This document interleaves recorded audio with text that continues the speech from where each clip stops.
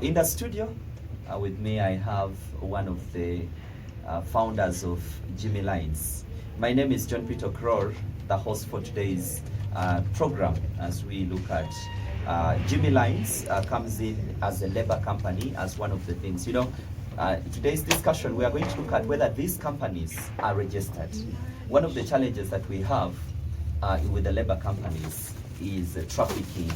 Yes, Jimmy, before we dive into the conversation, could you please introduce yourself and also tell us what is your position in Jimmylines? Well, thank you, Mr. O'Clough. I'm called Quest Gardens, and currently I work as the operations manager at Jimmylines International.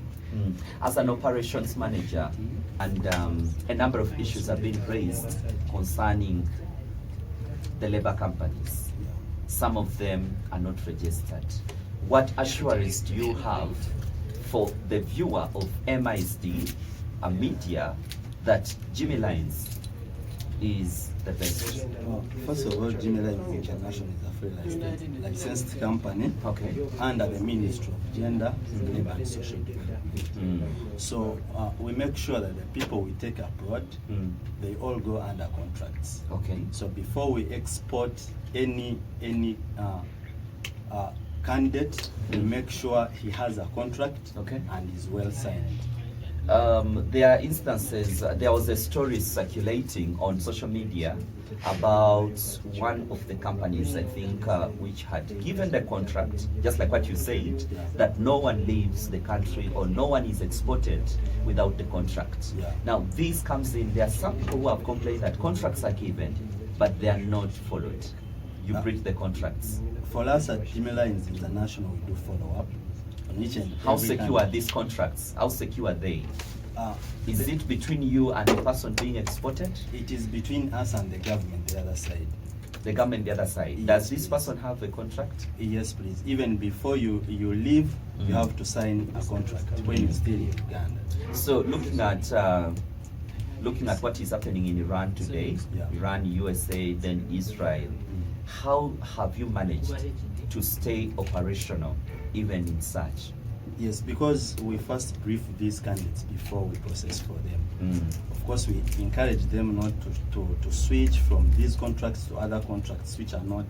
Do you mean that someone can live here with a contract and then reaches there? He decides to switch to another contract without even informing the company that took him. So who is responsible for this? The company, the other side, the sponsor company. What happens when someone lives here? When they are when a candidate travels, then he reaches there.